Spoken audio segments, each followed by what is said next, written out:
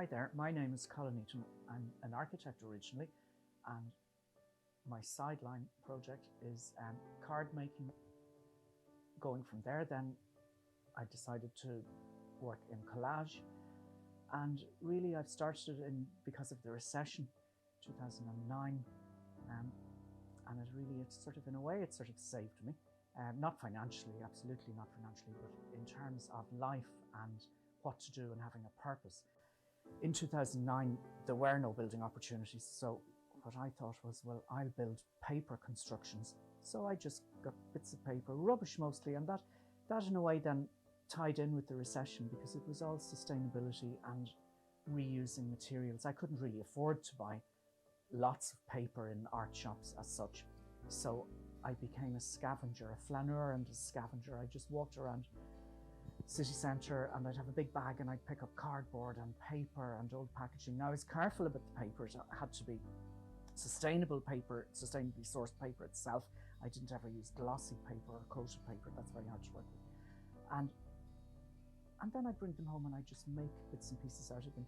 Initially just for myself, and it was something to do. It was honing a skill that I always sort of had but put on hold because of architecture. And I had more time because of the recession. And then bit by bit, people started asking me, oh, could you make us a card? You know, we want to do a thank you card for somebody. Oh, it's somebody's birthday, we'd love one. Could you do something for us, something more personal?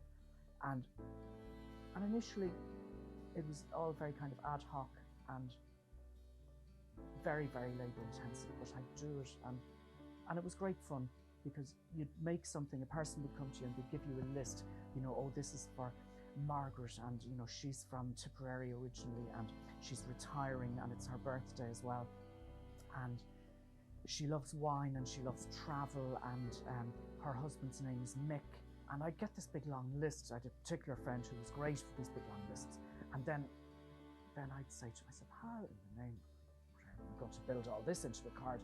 And actually the fun was in writing. It's a bit like when you're an architect, you write a brief and a client says, well, I want a house with 4 bedrooms and 2 sitting rooms and an ensuite, and this is the site and we need the view over here. So what I decided to do would be write down all these bits that Angel would have given me, my friend, and then I'd say, right,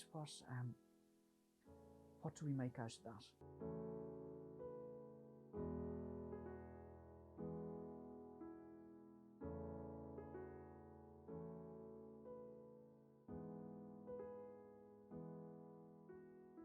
One of my interesting kind of breaks was when Designist, the shop in South Great George's Street, sent out an email to a few people, and I'm not sure how many, probably quite a few, but they sent one to me, and they asked me if I'd be interested in making a Valentine's card for them, which they would print. Now this was, up until then, all my work would have been, and still is really, one-off collage, handmade work, mixed media, but they wanted to print something, so I made a card very quickly.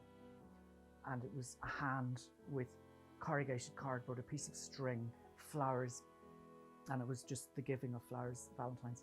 And they really liked the simplicity of it, and they printed it and people bought it, which was lovely. And that gave me a little bit of confidence then to kind of get out there and show other people. Now I went to a few other shops, and I had this box, you see, and it had handmade by Colin Eaton, and I had all these cards in it, and I'd say to them, well, now would you take those and sell them in your shop? And very few of them did, actually none of them did, because they said they couldn't deal with the ordering process. They were all handmade one-off pieces, so how could they reorder? How could they deal with their stock? I felt very down about it. You know, one of them said, oh, they're far too trendy for us, which I thought was a nice compliment, actually, even though it was a rejection. And I just went back and I started to make the handmade ones again. The most important thing for me was the connection between the giver and the receiver, between me and the person who asks for the card. Or there could be 3 people then, because a person could ask me to make a card for somebody they want to give it to. And then the most lovely thing is you might get an email or a text, because I'd always signed the card. A person would contact me afterwards and say, oh, we can't believe we got a card from you. You know, we've heard about your work, and you're just really chuffed it makes it worthwhile. And I've often had people who would cry.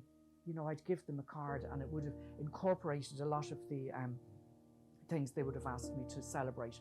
You know, somebody getting married, or I've done once when people died as well, which was obviously very sad.